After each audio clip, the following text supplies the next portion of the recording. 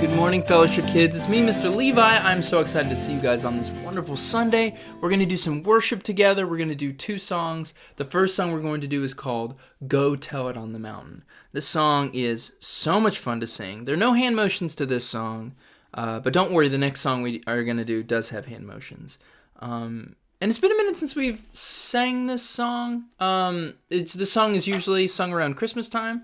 But it's about Jesus, so we can sing it all year long. So let's sing our praises to the Lord this morning. Here we go.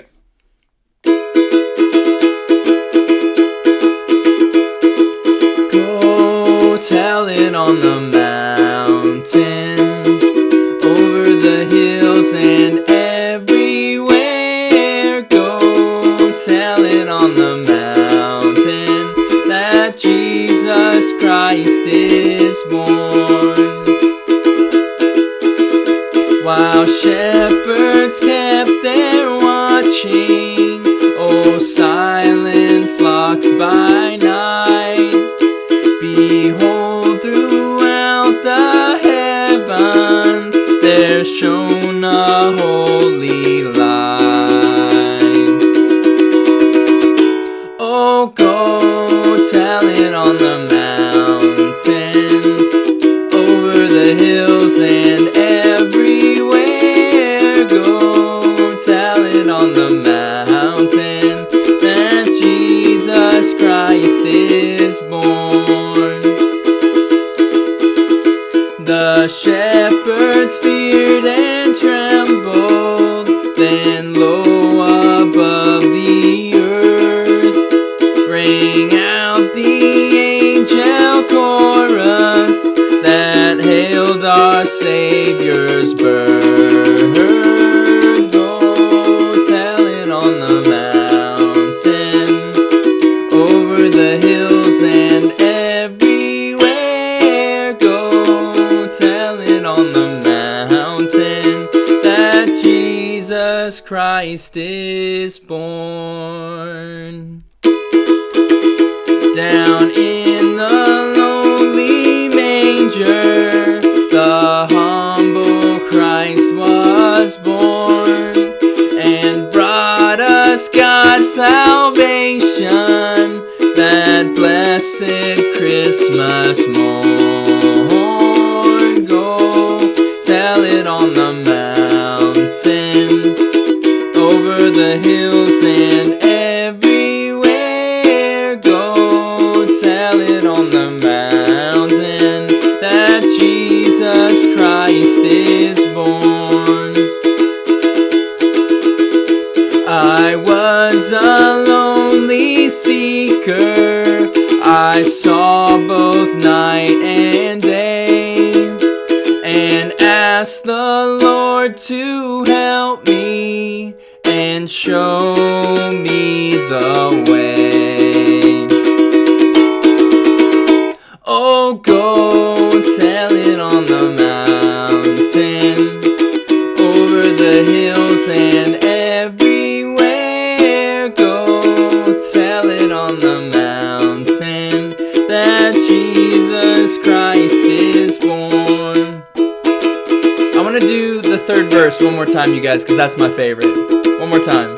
1, 2, 3. Down in the lowly manger, the humble Christ was born, and brought us God's salvation, that blessed Christmas morn. Oh, go tell it on the mountains, over the hills and everywhere. Go tell it on the mountain that Jesus Christ is born. Go tell it on the mountain, over the hills and everywhere. Go tell it on the mountain that Jesus Christ is born. That Jesus Christ is born. That Jesus Christ is born. singing, you guys. Man, I love that song. That song is so much fun. And it's just great. It tells us not only are we just walking through the story of Jesus coming to earth and all of this amazing stuff and the angels celebrating everything like that, but it reminds us of what we're supposed to do. Guys, the King of the universe, King Jesus, came down and became human for us. We got to tell people about that. We have to go scream it from the mountaintops. Jesus was born. Jesus lived the perfect life. He died for us and he was resurrected from the grave. That's true. That all happened. And he is seated at the right hand of the Father, and he is the King of the universe. We got to tell people about that. We got to scream that from the mountaintops. It's awesome. Okay. The next song we're going to do is called He's Got the Whole World in His Hands. I told you this one has hand motions. You guys know this one. He's got the whole world in his hands. Got the whole world. Doing a world. Circle the world. Little sphere right here. World. In his hands. The whole world. In his hands. He's got the whole world in his hands. We know that one. Now the next one is Wind and the Rain. He's got the wind and the rain. So that's the wind blowing back and forth, and then those are our little rain fingers. Wind and the rain in his hands, wind and the rain in his hands, wind and the rain in his hands. He's got the whole world in his hands. Okay, so now for this one, you're going to look at everybody in your house. We're going to do mom and dad. He's got mom and dad in his hands. So you find mom and you find dad, and if mom and dad aren't close to you, you can point to brothers and sisters, whoever you want. Brothers and sisters, mom and dad in his hands, mom and dad in his hands. You just point and you say who you're pointing to, because God's got them in his hands. He's got the whole world in his hands. You guys think you can do that? I know you can. Y'all are amazing. All right, here we go. All right. He's got the whole world in his hands. He's got the whole world in his hands. He's got the whole world in his hands. He's got the whole world in his hands. All right, wind and the rain. Here we go. He's got the wind and the rain in his hands. He's got the wind and the rain in his hands. He's got the wind and the rain in his hands. He's got the whole world in his hands. Alright, so you look around and see what parts of your family are in the room with you. So when you see them, you point at them and you say, he's got mom, he's got dad, he's got brother, he's got sister, he's got grandma, grandpa, cousins, whoever's in the house with you. You point at him and we're going to sing because God's got them all in his hands. Here we go. He's got mom and dad in his hands. He's got brother and sister in his hands. He's got all of our families in his hands. He's got the whole world in his hands. All right. Now we're going to say Fellowship Nashville. That's our church. Our church is called Fellowship Nashville. And God has Fellowship Nashville in his hands too. So we're going to sing Fellowship Nashville. Here we go. He's got Fellowship Nashville in his hands. He's got Fellowship Nashville in his hands. He's got Fellowship Nashville in his hands. He's got the whole world in his hands. All right, whole world in his hands. One more time, you guys. Y'all ready? Okay, here we go.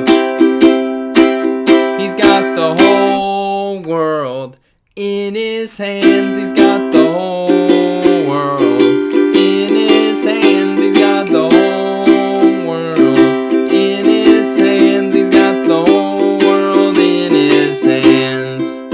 He's got the whole world in his hands. He's got the whole world in his hands. Good singing, you guys. That's great. God does have the whole world in his hands. God is in complete control. He is the Lord. He's the King of the universe. He's in complete control. Everything in this world is orchestrated by him. He is in complete control. And what's amazing is he loves us. He doesn't just see us and know us, but he loves us so dearly, and he calls us his children. Isn't that amazing? The God of the universe calls us his kids. That's cool, you guys. That's awesome. Guys, thank you for singing with me this morning. I love doing worship with you. I love spending time with you guys. But now we're going to do our Bible lesson. So we got to open up our ears up because we want to hear. If they're teaching about the Bible, we want to hear about it because that's really important. Learning about the Bible is important. So I'm going to stretch my ears out, turn my listening volume all the way up. Boop, all the way up. Is it turned up? You turned on? You good? Turned all the way up? All right. Let's listen to our Bible story right now. You ready? All right, let's go.